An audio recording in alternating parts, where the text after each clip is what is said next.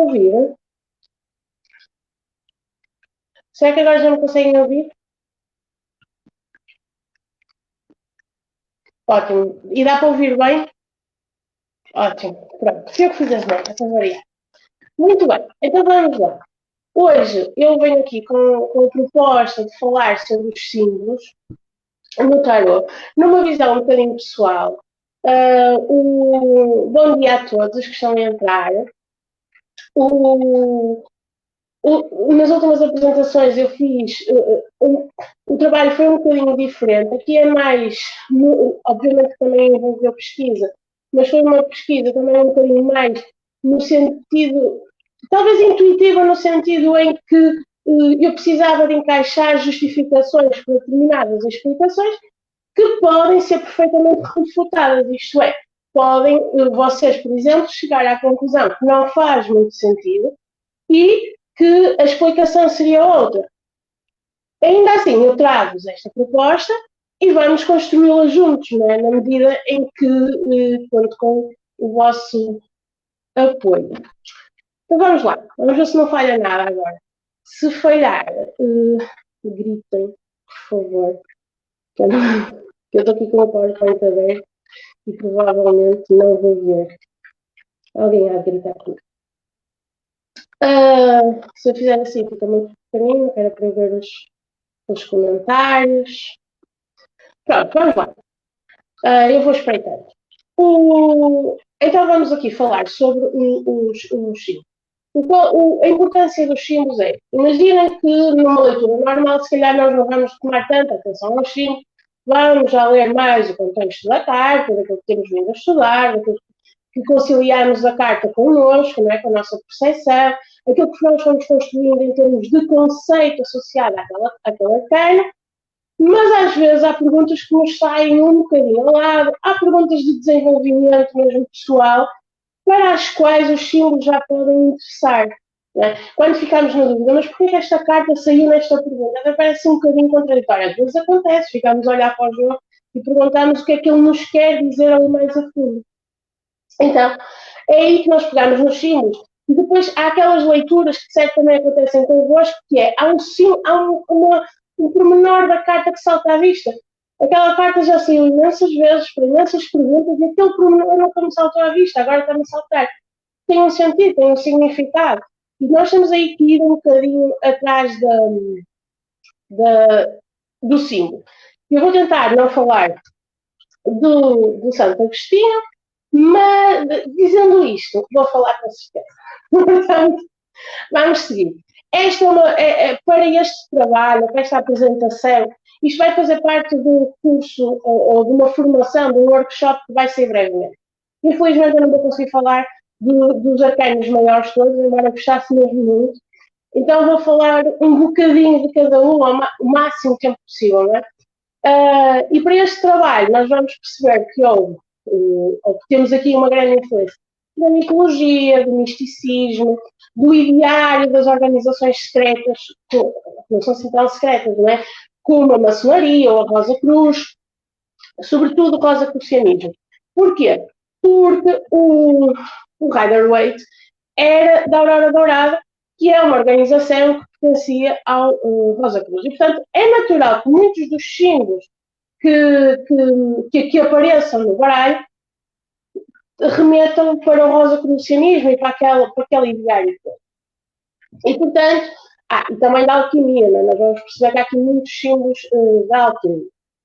Tem também as noções da cabala, que já está muito explorado, né? Já há muito assunto explorado em relação a relacionar a cabala com o tarot, e, portanto, eu não sei cabala suficiente para me aventurar ainda por esses caminhos. E, portanto, como já é um tema muito explorado, também não acho que faça aqui tanta falta, provavelmente será depois associado, mas vai implicar aqui um grande estudo.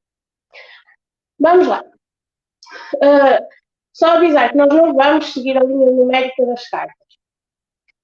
Porquê? Porque eu fui associando os símbolos de umas cartas para as outras e, portanto, nós não vamos do 1 ou do 0 ao 21 ou do 1 ao 22. Há umas cartas que eu vou aprofundar mais um bocadinho e outras que eu vou aprofundar menos. Isso é uma opção pessoal, não significa que umas sejam mais importantes que as outras, nem pelo contrário, muito pelo contrário. Vamos lá. Então vamos aqui. Ok. Para o nosso louco, nós temos esta primeira carta. Eu acho que vocês conseguem ver o meu rato. Se não conseguirem, eu desenho. Temos aqui esta primeira carta, que é do Visconti Sforza. Temos esta segunda carta, e vamos ter esta representação em todos os arcanos, que é do de Marselha, e este que é do Rider-Waite. Claro que eu vou trabalhar sobre o Rider-Waite, sobre este aqui, sendo que, por exemplo, na sacerdotisa, não, desculpa, na Imperatriz nós vamos buscar a evolução do arcano, portanto aí interessa-nos sobretudo o que já vem atrás, mas não é sobretudo sobre o Rider-Waite que nós vamos trabalhar. Então aqui no logo, o que é que nós vamos destacar? A rosa. A rosa é um dos símbolos do rosacrucianismo, é? Dos Rosa Cruz. O Rosa Cruz, foi como eu disse, é uma sociedade secreta, é? com um ideário muito próprio, é semelhante à maçonaria e, portanto, é religiosa, ou pelo menos é religiosa e tem muitos conceitos religiosos, muitos conceitos místicos, muitos conceitos da cabala, do judaísmo, sobretudo aqui do judaísmo. Pronto, vamos aqui à rosa. A rosa vai nos aparecer constantemente ao longo das cartas. Se não aparece em destaque, como na carta da morte, na bandeira, vai aparecer em pormenores, por exemplo, aqui no louco, que ele surge aqui a seguir a segurar a rosa. E, portanto, de umas vezes ela aparece muito, com um destaque muito grande, noutros vai aparecer com um destaque mais pequeno.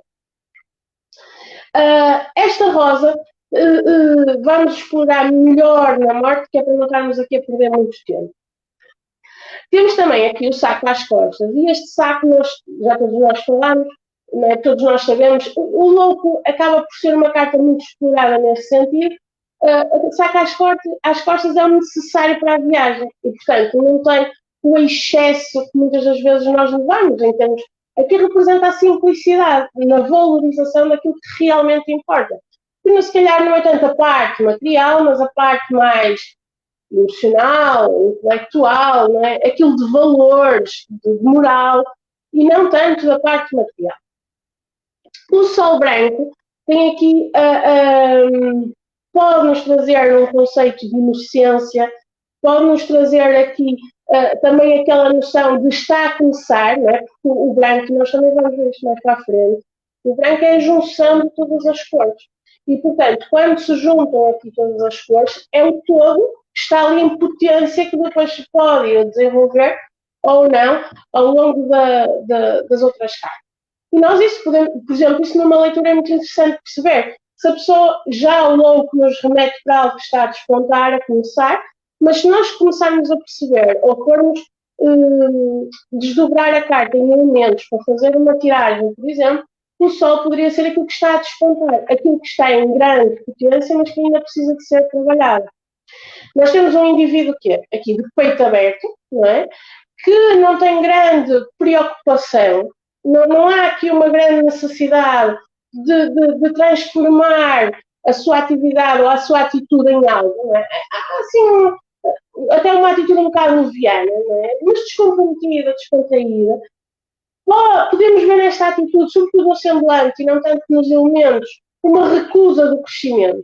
E, portanto, aqui pode a recusa de assumir responsabilidades, de desfrutar a vida ao máximo, mas depois pode trazer aquela noção, sobretudo neste semblante carregado, juntamente com carregado, desculpa, muito ligeiro, tranquilo, na desportiva, levar a vida na desportiva, e depois temos uma indumentária que não é propriamente de alguém que leva a vida na desportiva. Há aqui um luxo por trás, porque a roupa é uma roupa que não é muito simples, não é?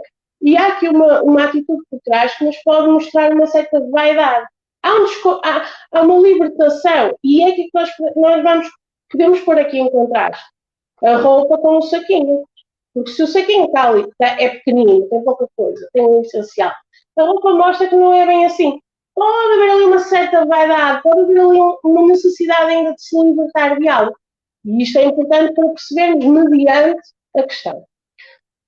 Vamos para o mago. Eu não vou explorar muito. E se estiver a falar muito rápido, deixa-me ver, estou a falar muito rápido. Bom dia, entretanto, a quem tem chegado.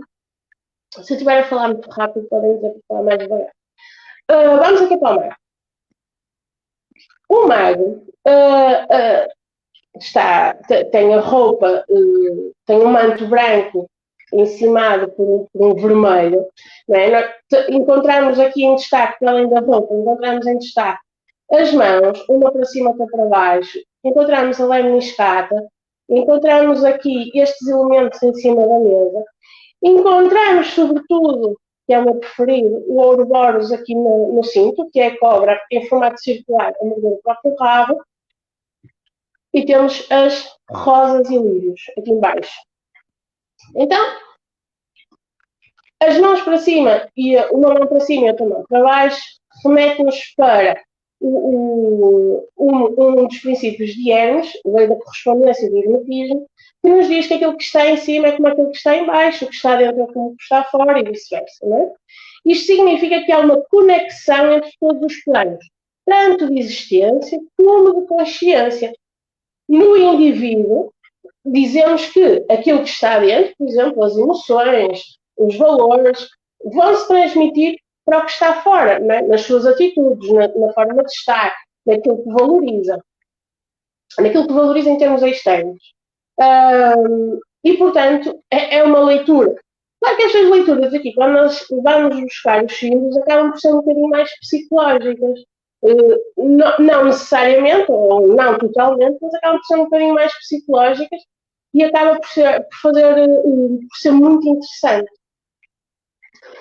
Há aqui uma noção de magia, esta não é? Sobretudo porque temos aqui um iniciado, o mago é um iniciado, e todos os símbolos que ele tem arremetem-nos para a magia. Nós vamos ver essa magia, sobretudo, aqui nas mãos, vamos ver no eremita, não é? Na mão esquerda para a mão direita, mas vamos ver sobretudo aqui no eremita, portanto eu não vou esticar-me agora um bocadinho aqui no mapa da magia. Temos o Ouroboros, e aqui se calhar vamos esticar um bocadinho. O Ouroboros é o quê? É o formato circular da cobra a morder o próprio rabo. E isto remete-nos o quê? Para o eterno retorno, para uma evolução permanente na vida. Tem muito a ver com a roda, por exemplo, da morte, vida, renascimento. Diz-nos que claramente não há nada que seja eterno, nada que seja eterno no sentido que sempre haverá mudança, em momento circular e, portanto, tudo que se planta colhe-se, mas isso não significa necessariamente que haja um fim, porque a seguir ao fim há um renascimento, permanentemente. Esta serpente, que pode ser representada por outros animais, mas aqui é representada pela serpente, é a desordem. Né? É a desordem que provoca a ordem, no sentido que o círculo em si diz-nos que as coisas evoluem de uma forma sistemática. E, portanto, se a serpente ainda que seja a ordem, o círculo vai ordená-la, vai dar uma certa estrutura. E remete-nos ainda para o renascimento, sobretudo na mudança da pele da serpente. Não é? Este símbolo é um símbolo que é pré-cristão e, portanto, está muito ligado, sobretudo aqui ao misticismo. Porquê? Porque é uma criatura mitológica. Está muito ligado à alquimia, porque promove aqui a transmutação. Então, nós já começamos a perceber aqui no mago a existência de todos estes conceitos, porque é um mago totalmente diferente, não é totalmente diferente, mas é muito diferente dos anteriores. Sobretudo nos símbolos, não é? Nos símbolos que estamos a falar agora. Então, este Ouroboros, além de ser um símbolo pré-cristão, acaba por ser um símbolo maçónico e rosa-cruciano, que nos traz a noção de quê? Da eternidade, da renovação, da sabedoria. Tudo isto conceitos que devemos associar ao mago. Temos depois os 4 elementos na frente, que já conhecemos, não é? São os 4 elementos naturais, são os 4 naipes de baralho, que já foi falado aqui, portanto não me vou explicar muito. E temos um homem aqui em destaque como no comando, sobretudo mental, de todos os elementos. Depois temos a lemniscata, que vamos ver na força, mas é sobretudo aqui é o símbolo do infinito, né, que toda a gente já conhece, e é encarado como um portal entre o físico, né, a nossa dimensão mais física, e a dimensão mais espiritual. Tal como na lei da correspondência que nós falámos anteriormente do hermetismo, que está em cima, que está em baixo, que está dentro, que está fora. E, portanto, percebemos o quê? Que tudo está ligado. O físico, o espiritual, o mental, todos os planos estão ligados e é assim. E quanto mais conectados estivermos a essas diferentes realidades, a esses diferentes planos, mais inteiros e plenos para fazermos o quê? O caminho do iniciado que nós falamos, já falámos há pouquinho, né? Ele passa do terreno ao divino, com o quê? Com a evolução do ego. Este é o caminho do iniciado, é a evolução do ego. Novamente aqui as rosas, que nós já falámos, remetem-nos para o silêncio, para a descrição, enquanto símbolo rosa cruciana. Vamos ter aqui um paralelismo com a força, com esta carta da força aqui. Porquê? No manto branco, por exemplo, não é? Que é o manto do iniciado, vou ver só se aqui se tem questões. O poder do infinito, precisamente, exatamente. Porque as palavras, é isso, Miguel, porque as palavras têm muito mais poder do que aquilo que tem. Às vezes dizem assim, é poder do infinito.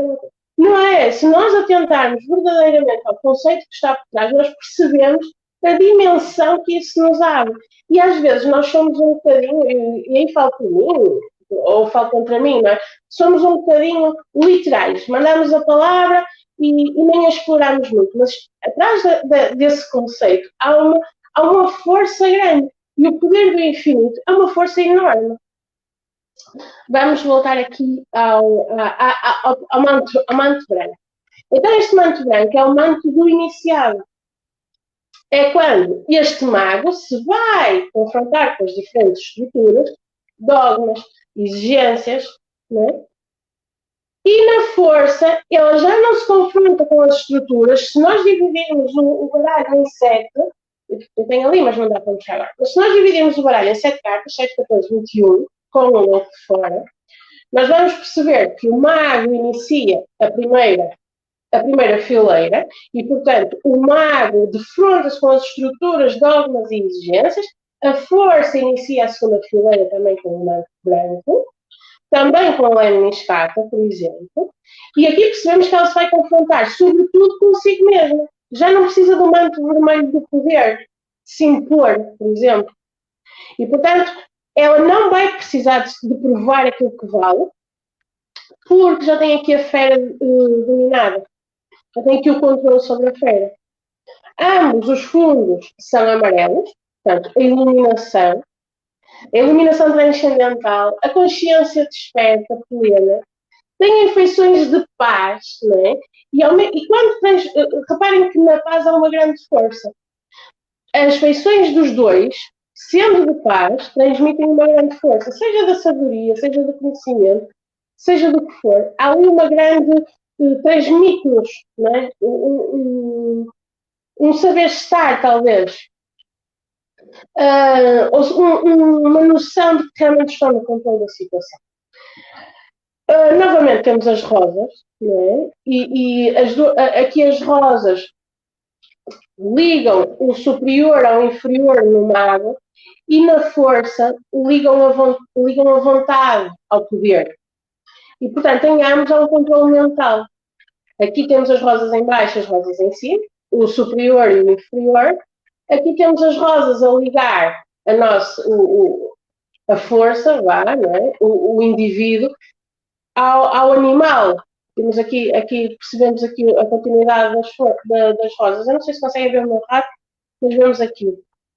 Bom, também não ajudou muito a cor que eu escolhi para a caneta, era uma cor bonita, mas realmente não se nota nada. E então, percebemos que há um controle mental no jogo.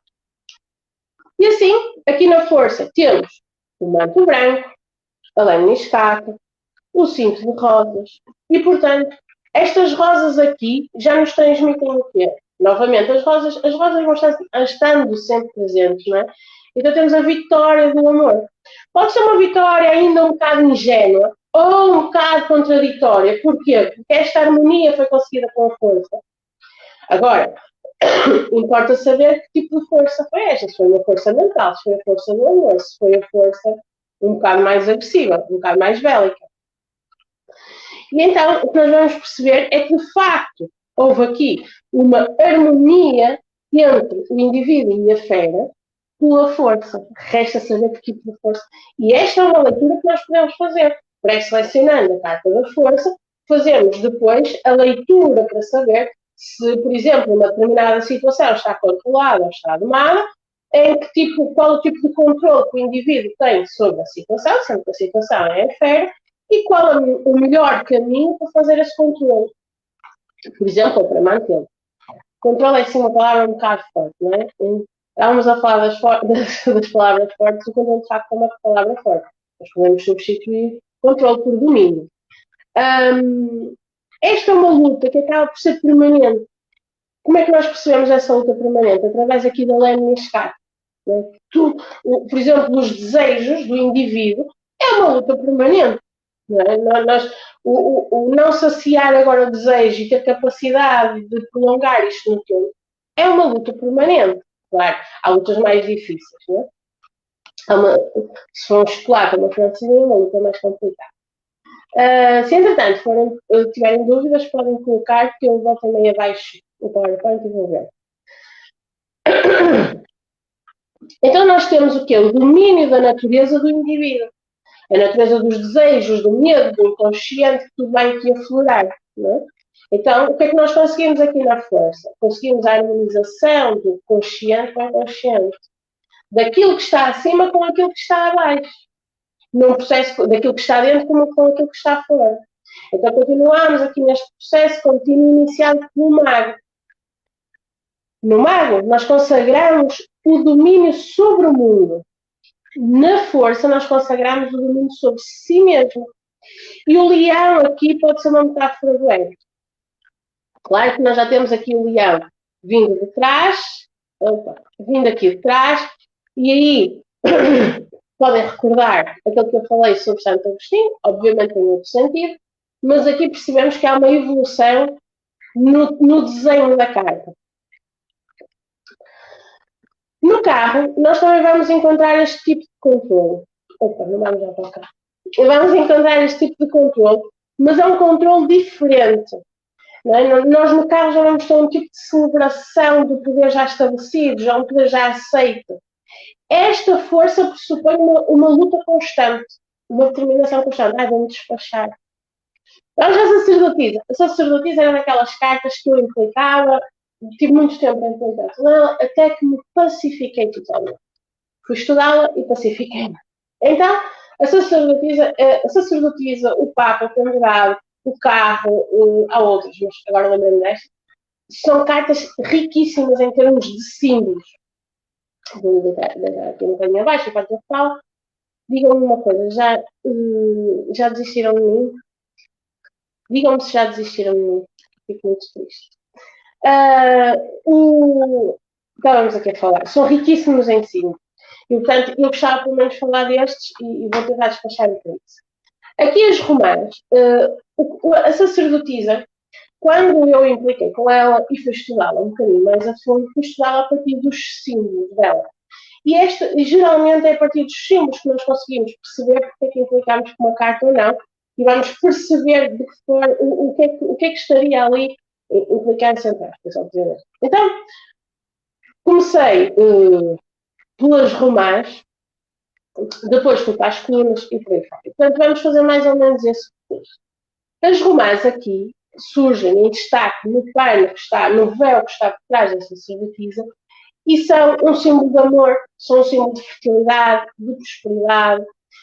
E os povos, sobretudo ali do crescente fértil, nós vamos perceber que o crescente fértil tem aqui uma grande influência nas cartas, e não é à toa, não é? Então aqui, em termos do crescente fértil, acreditavam que ele tinha 613 sementes. que é o mesmo número dos mandamentos ou provérbios da Torá. Que não é à toa que ela tem aqui na mão um papiro, em que pode-se ler Torá, ou pode-se pressupor que pode lá estar escrito Torá, não é? Porque há uma parte escondida. Também na roda nós vamos ver que as diferentes letras fazem várias palavras. E essas várias palavras abrem os caminhos. Isto é para perceber que cada elemento da carta não nos limita, só nos está a abrir caminhos em termos de interpretação. É explorar caminhos em termos de interpretação, é entrar a fundo no arcano, é não nos limitarmos com aquilo que fomos aprender em termos de conceitos, é entrar de cabeça no arcano, é falar com ele intimamente. E então, nós percebemos então que isto tem uma grande relação com o crescente fértil, sobretudo com o Egito, que, ou melhor, de onde veio, de onde mais ou menos, o que vamos falar do crescente fértil, temos a Rainha de Sabá. Já todos ouvimos falar mais ou menos sobre a Rainha de Sabá. Ela vem do crescente fértil. Fala-se que podia ser do Egito, desculpa, da Etiópia, enfim, mas é da zona do crescente fértil, e parece-me que de alguma forma se relaciona diretamente aqui com a sacerdotisa. Uma das coisas que eu gosto muito de saber é o que fundamenta o desenho, o indivíduo na carta. E aqui eu acredito que seja mesmo a Rainha de Sabá, vou escrever aqui. Ela tem outro nome que eu já te coloco. A Rainha de Sabá, nós percebemos pela tez, não é? Pela cor da pele, que não é a cor da pele, por exemplo, da Imperatriz, aqui, ou da Justiça, é uma cor de pele mais morena, e portanto claramente que poderá vir e isso terá um significado. Então, o outro nome que eu vos disse que ia dizer é o quebra-negaste.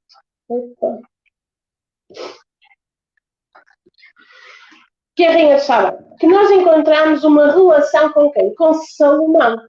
E nós acreditamos que estas estes dois pilares pertenciam ao Templo de Salomão. E, portanto, fala-se depois em termos de mitologia, talvez, que terão tido filhos e que, como forma de controle em termos de poder territorial, mas, pronto, isso, se diz isso, também se diz o contrário, e não há propriamente documentos que nos afirmem isso.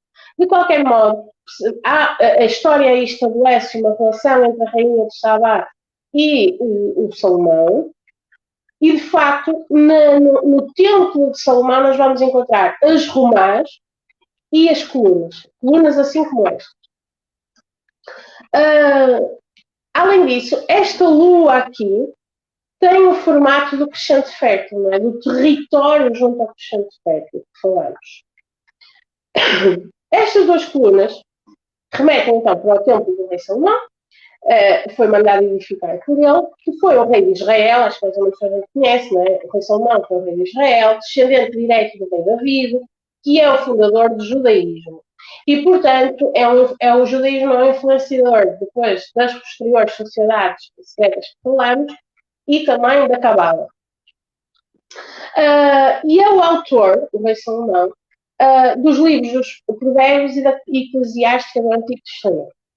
E, portanto, este templo, teoricamente, serviria para guardar a Arca da Aliança, que guardava objetos sagrados, como a Tábua dos 10 Mandamentos, e nas colunas teria, e agora vou dizer, provavelmente, não vou dizer bem, mas facilitem, não é?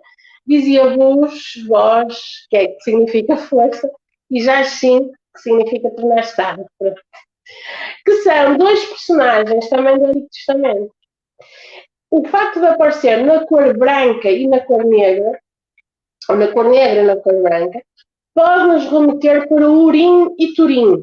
O que é o Urim e Turim? Eu, por acaso, não pus fotografia, mas pronto. Eram duas pedras, uma branca e uma negra, ou preta, que serviria de oráculo, por exemplo, aos antigos sacerdotes judeus. Por acaso, é giro. Né? Eram duas pedras que eram lançadas e depois há toda uma mística associada à resposta das pedras. Chama-se Urim e Tumim. Eu não sei se escrevi bem. É o método. Os capitéis, aqui em cima, apresentam as folhas que podem tanto ser de livros ou de romanos. Os livros também aparecem várias vezes nas várias cartas, vamos posteriormente, mas aqui estamos a ver os romanos. E, portanto, é um destaque dado claramente ao romano. Depois temos aqui a tora, ou já depois há interpretações que dizem que pode estar a querer dizer tarô, se for o livro ao contrário, e há ali alguma coisa escondida, pode ser. Mas a tora aqui teria um papel importante. Porquê? Porque, por causa de Salomão, fala a história, né? Por causa de Salomão, deslumbrada pelos seus conhecimentos, pela sua inteligência, a rainha de Sabá converte-se ao monoteísmo de Abraão e leva a religião monoteísta, que pode estar aqui representada na cruz grega que tem ao peito.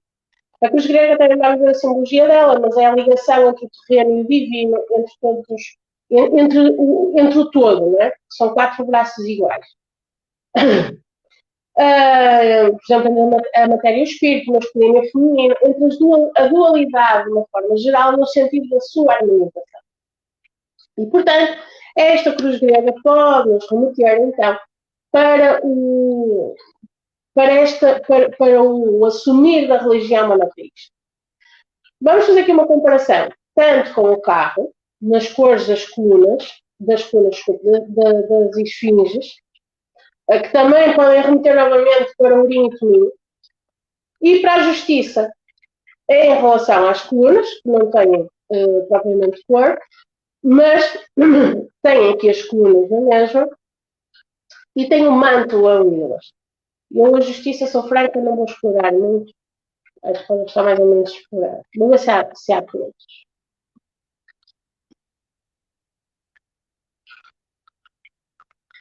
Ainda estão todos aqui, boa, obrigada. Espero que estejam a gostar.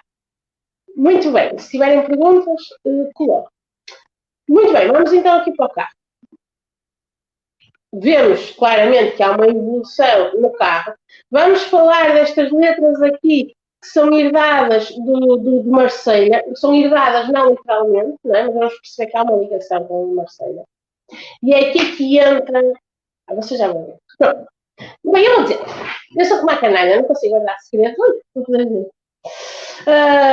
É aqui que entra a alquimia da coisa. Então, nós temos aqui 3 elementos em destaque: o cocheiro e 2 cavalos ou 2 esfinges. Na alquimia também encontramos 3 elementos principais: o sal, o mercúrio e o enxofre. O sal representa o corpo. Desculpem, sim, o sal representa o corpo, o mercúrio representa o espírito e o enxofre representa a alma. E, portanto, ao vermos a imagem, no confronto entre o personagem, entre o indivíduo e os 2 esfinges, nós percebemos que há um confronto entre a parte mais imaterial e mais inacessível, né? Ou pelo menos uma necessidade de entrarmos mais a fundo. Né? Vamos perceber melhor o que ele quer dizer. Então, voltando à alquimia. Na alquimia há vários objetivos. É a transformação dos metais em ouro, por exemplo. O outro é o obter de elixir da vida eterna. E como é que conseguiriam isso? Através da pedra filosofal. Então, nós vamos ver isto de um ponto de vista mais filosófico e não tanto exato em termos da transformação dos metais em ouro. Né? Porquê? Porque estes metais em ouro podem ser só uma metáfora para o que é o indivíduo, o crescimento do indivíduo. Em que transformamos, por exemplo, o ego em ouro, numa coisa mais depurada, em valores mais evoluídos, se quisermos. Assim, de uma forma grosseira. Então, nós temos aqui estes metais inferiores, como o mercúrio e o enxofre, estou a dizer bem, eu não sei se já estou perdida. Os metais inferiores, que seriam, por exemplo, as consciências de todos nós, na busca da sabedoria. Né? Então, no metal superior, a sabedoria aqui seria o metal superior. os 3 ingredientes vão formar um processo alquímico. E este processo... Desculpa. E este processo é explicado aqui pelos símbolos astrológicos, pelos animais, pelas figuras enigmáticas. Né? Se nós àqueles 3 acrescentávamos um quarto elemento em termos de processo alquímico, que era o orvalho. E aí podemos remeter para a água que está atrás. A água vamos explorar mais à frente. E que seria o quê? Usado para umedecer a matéria-prima, não é? O sal seria o dissolvente, o mercúrio e o enxofre as matérias-primas. Vamos perceber ainda aqui a dualidade. A dualidade está sempre presente. Os opostos estão sempre presentes. E os opostos estão sempre presentes no sentido de se harmonizarem. Porquê? Porque 1 mais 1, masculino e feminino, vão dar um 3, que é a união dos opostos em algo mais evoluído, por exemplo. Então, o enxofre é o princípio masculino. E que nós vamos sempre, sobretudo na alquimia, vamos sempre encontrar o princípio masculino mais o princípio feminino. É necessário para haver criação. Então, o enxofre seria o princípio masculino, ativo, fixo, que promove a combustão, a corrosão dos animais. O mercúrio era o princípio feminino, volátil, mais passivo. Então, temos aqui o processo de criação, conectados pelo quê? Pelo sal. O sal seria aqui o princípio vital, mais ou menos, não é? Que uniria o masculino com o feminino. E então, a matéria aqui vai passar por 4 fases. 2 delas são representadas nesses fins. Ou podem estar. Vocês podem entender isto de uma outra forma, completamente diferente.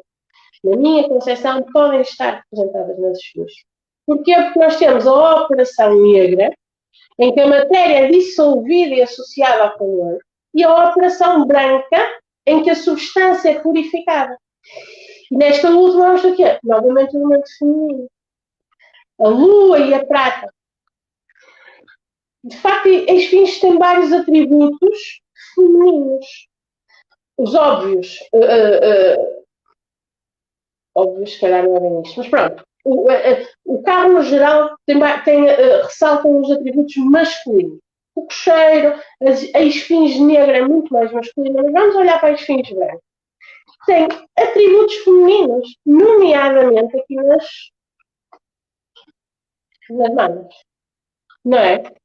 E, portanto, percebemos que há aqui Porquê? Porque, reparem, se quisesse no carro negro desenhar umas mamas, bastava desenhar aqui um bocadinho mais uma saliência. Estas mamas só surgem, na minha opinião, né? Tal como aqui surge uma saliência, se nós fizéssemos uma linha reta, percebemos que... Imagina que a foto foi uma linha reta. Percebemos a saliência, na negra também íamos perceber. Então, claramente que temos aqui o masculino e o feminino. Claramente na minha versão. Vocês podem ter opiniões diferentes. Para além de termos o urim e o tumim, como tínhamos anteriormente. Então, temos aqui uma estrutura ternária que, desenhado, daria mais ou menos um triângulo. Imaginem que aquilo foi um triângulo, não é?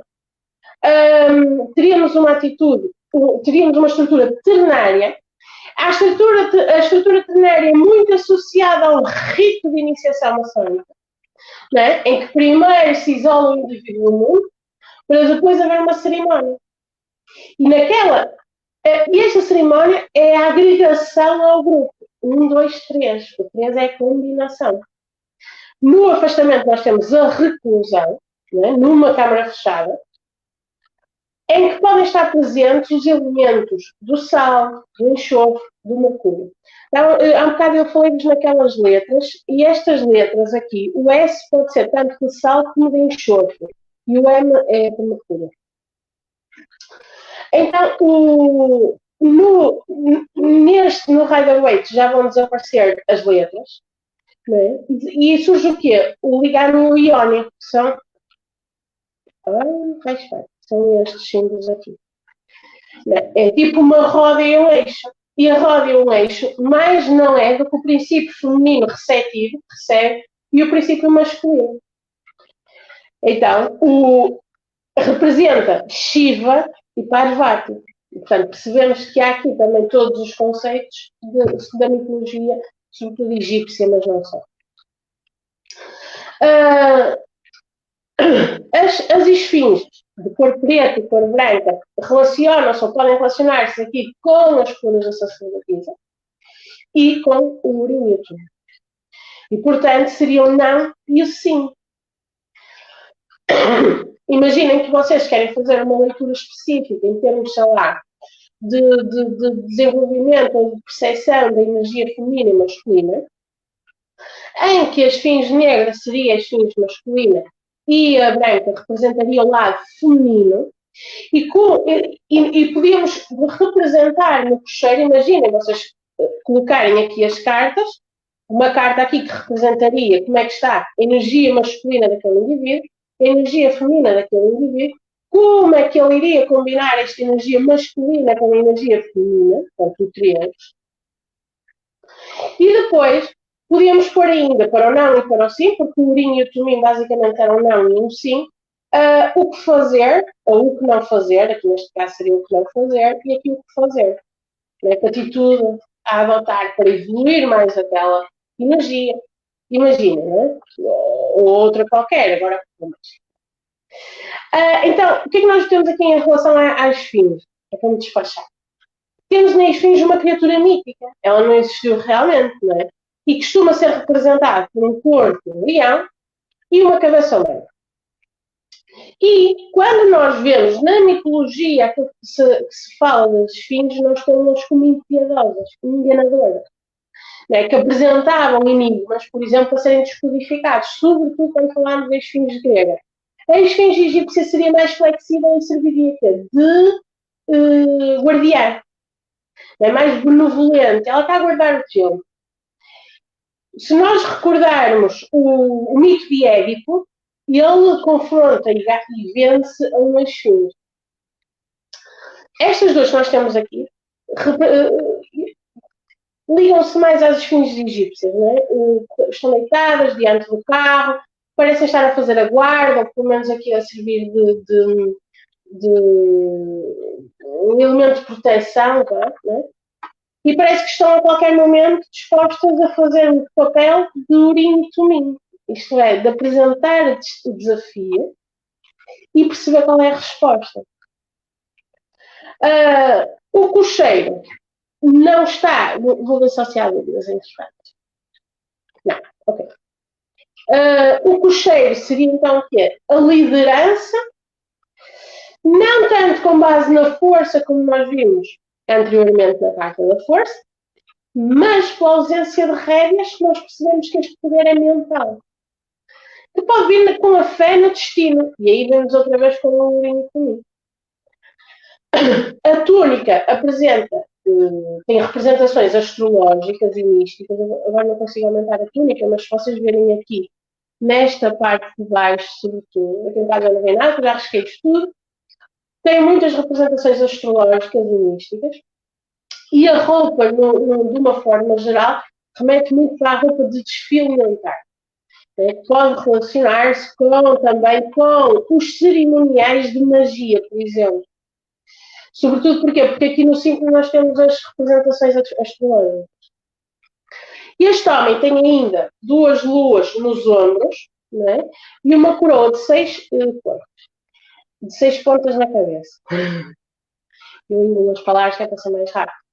6 pontas não, de 8 pontas na cabeça. Então, o que é que nós temos? Há podemos aventar várias explicações para estas características. Uma pode ser aqui o princípio masculino e feminino, criador e destruidor, e portanto, quando nós temos o princípio masculino e feminino, criador e destruidor, temos um princípio transformador e temos isto. Isto era um termo. Que é quem? É uma deusa mesopotâmica, né? Considerada a deusa do amor e da guerra. Ela constrói e destrói. São 2 opostos. Né? E era cultuada onde? Sobretudo no Oriente Médio. E o Oriente Médio tem o formato das luas. a mesma lua da sacerdotisa. Enquanto deusa da fertilidade e do amor, o princípio feminino liga-se à lua, não é? E no seu lado mais guerreiro, que é representada com um arco e um porta-flechas, em termos de imagem, eu por acaso podia trazer a fotografia, tinha o símbolo da estrela, que podia ter tanto 6 pontas como 8 pontas. E vai variando um bocadinho. Aqui temos 8 pontas. Temos ainda, depois em termos de elementos, o bastão, temos as cortinas azuis, temos esta cidade ao fundo, temos a água. A água, se calhar, não vou conseguir falar da água, mas a água pode ter uma representação como o Nilo, sobretudo onde? Na temperança e na estrela. Não, eu não vou conseguir falar. E então, o que é que nós percebemos? Que ele tem aquela ligação entre a água e a terra, e, portanto, é quase como se houvesse o domínio das emoções e do inconsciente para conseguir atravessar e chegar à cidade. Ele tem que controlar estas emoções, nós vamos ver isso na Lua.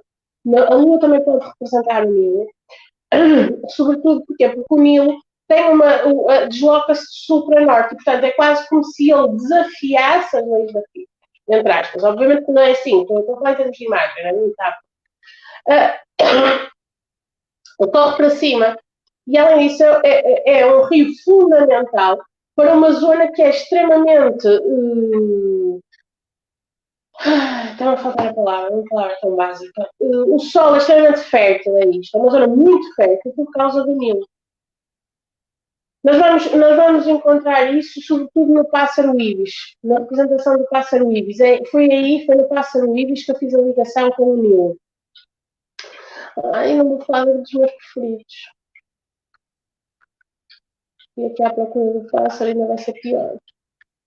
Aqui, o pássaro ibis. Está aqui em cima. Pronto, convido-vos depois a verem fazer a reclamação. Muito bem, onde é que nós estávamos? Estávamos aqui na... Vou passar a justiça à frente, está bem? Estávamos aqui no carro. Íamos agora para a justiça, percebemos que temos aqui também a dualidade, algo que está escondido atrás, mas eu vou passar a justiça à frente. A Imperatriz, o que eu gostava de dizer é que há uma grande semelhança, ainda na linha daquilo que eu disse anteriormente, gosto muito de saber que está na base da representação. A Imperatriz é riquíssima, e nós percebemos que há uma semelhança de desenho, sobretudo se percebermos estas duas Imperatrizes aqui atrás. E aqui é que eu vou buscar o Santo Agostinho, não é? Quem acompanha o meu trabalho em relação ao Santo Agostinho, a origem do tarot, o livro 3 é sobre Roma Imperial, não é? A Roma que se defende porque tem a missão de ser império no futuro. E então, esta Roma Imperial parece-me que se pode basear na divindade de Roma e a deusa Vênus. Que há, até foi mandado construir um templo em honra de Roma e Vênus. E nós temos Vênus aqui no escudo, não é? E acredito termos Roma aqui sentada no cadeirão, confortavelmente. Portanto, depois temos o Imperador, o que é que nós temos aqui no Imperador? Temos uma perda da cruz, por exemplo, aqui na Orbe, e isto significa que o poder é, sobretudo, não é dado por Deus, não é? É o Imperador que está no comando das situações, enquanto que aqui é a representação de Deus na Terra, ou é o Deus eu não vou explorar, mas a sacerdotisa é rica, muito rica em pormenores. Estava aqui a pensar em... Pronto, o Imperador também tem riqueza, mas não tem. Vamos só aqui para o Papa para falar assim no instante. O Papa tem os gestos dos dedos do Cristo Pantocrator, que vai depois aparecer aqui no 10 de espadas também, que nós vemos aqui. E percebemos que este é um código herdado das civilizações gregas, das civilizações, gregas e romanas, clássicas, das civilizações clássicas. E era muito utilizado na retórica a fim de identificar o que é autoridade, remeter para testar, que nós encontramos depois aqui nas 10 de espadas. Provavelmente porque, ainda que morto, não é? Ou quando as espadas não deve estar muito bem de saúde, não é? Ainda que morto. Vamos voltar aqui um bocado atrás. O 5 remete muito para as 5 chagas de Cristo. Há muito. E a quinta chaga foi a lança. A lança com a lança chegámos a 10 de espada. E o indivíduo tem as 10 de espadas. O 10 de espadas também tem muita simbologia, tal como o 5. E geralmente o 10 na Bíblia está associado a provações e necessidades de resistência. Os 10 mandamentos castigam crimes, por exemplo, entre aspas, não é? Os 10 pães que o Davi usou para a batalha. Então nós percebemos que o 10 está muito associado a provações. Então, aqui, isto pode ter sido a última provação. Há várias hipóteses para isto. A mim ocorreu-me várias hipóteses para esta relação, mas não necessariamente de derrota. Pode haver aqui o fim, mas não, a derrota pode não existir porque ele mantém a sua autoridade aqui. Claro que se considerarmos a morte uma derrota, então aí sim, deixem-me associar aqui. Bom, espero que estejam a gostar. Coloquem as vossas dúvidas. Eu já só tenho 7 minutos, vou-me despachar. Mas percebemos que há aqui esta relação. O apresentar assim pode também ser uma restauração de fé, no último momento, no momento em que a pessoa está perante a morte e restaura a fé, até há aquela simbologia da última confissão e da extrema-unção, que tem esta simbologia de restauro de fé. Também pode mostrar-nos a autoridade mal usada, né? E temos aqui depois. Ai, tinha tanta coisa para falar. Pronto, não interessa. O que é que nós vamos encontrar? É que no Papa há ortodoxia. A primeira pessoa, entre aspas, a refutar esta ortodoxia do Papa é o Ponderato. E nós vamos ver isto como? Primeiro, aqui nesta cruz, que é uma cruz ortodoxa virada ao contrário. Percebemos que ela está virada ao contrário pelo formato do corpo. Não é? Percebemos ainda outra coisa muito curiosa, eu vou só resumir, que é a coluna. Em todas as outras colunas nós vemos o início, mas não vemos o fim. Nesta coluna nós não vemos o início, mas vemos o fim. E isto pode nos remeter para vários tipos de cruzes. Por exemplo, este é o tau, e o tau, eu acho que aquela que não é aquela que lhe é mais associada, que é o Ankh. Custa-me ver aqui um Ankh, mas são opiniões. Vejo mais aqui um tau, e o tau muitas das vezes é representada com uma corda em cima, a mesma corda que tem o pé, e tem esta cruz ortodoxa virada ao contrário. Se eu colocar aqui mais ou menos, vamos perceber que esta cruz está virada ao contrário, né? Que o formato do corpo. Então, ele é o primeiro desafio à ortodoxia, que nos diz assim, há mais do que aquilo que temos como uma verdade absoluta. E, portanto, nós temos que procurar esse mais. Nem que para isso eu tenha que me sacrificar. Este sacrifício é um dos sacrifícios mais bonitos, entre aspas. Porquê? Porque nos traz aqui a noção de desafio, né? De contestação. No Santo Agostinho nós percebemos que há aqui uma ligação com a crucificação de Paulo, né? que se quis distanciar de Cristo.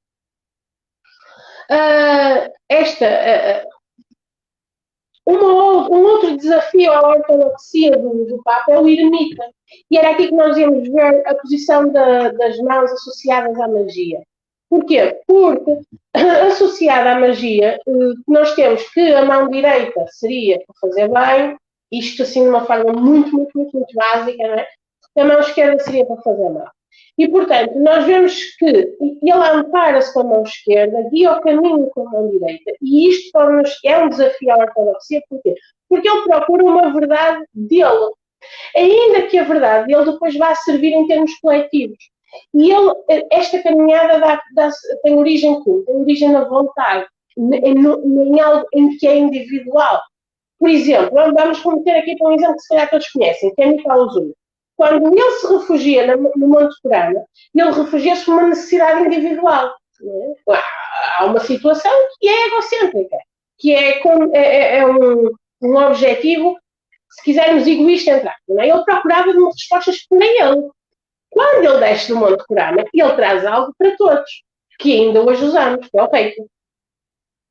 E o ermita, ao amparar-se com a mão esquerda e iluminar o caminho com a mão direita, mostra que provavelmente aquilo que promoveu o início da caminhada dele foi um objetivo egoísta, mas depois deste objetivo egoísta resulta algo que é para toda a população, ou para usar a nível coletivo. Não significa que daqui não saiam dogmas também. Podem sair, mas é uma contestação à verdade absoluta do Papa. Claro que temos que ter descodificado mais. Vou ficar por aqui, havia muito mais para dizer, mas pronto, vou ficar por aqui, porque já está na hora. Dúvidas, perguntas, o que estiverem, o que quiserem, estejam à vontade.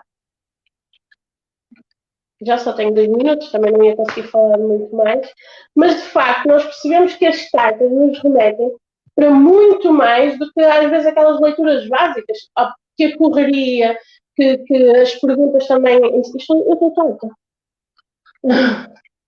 Agora preciso estar a toda.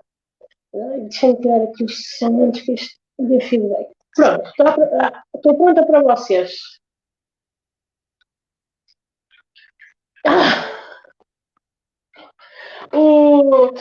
Paula, há muitos livros a falar da simbologia. Não concordo com grande parte, ou com uma parte. Primeiro, uns são muito associados à mística.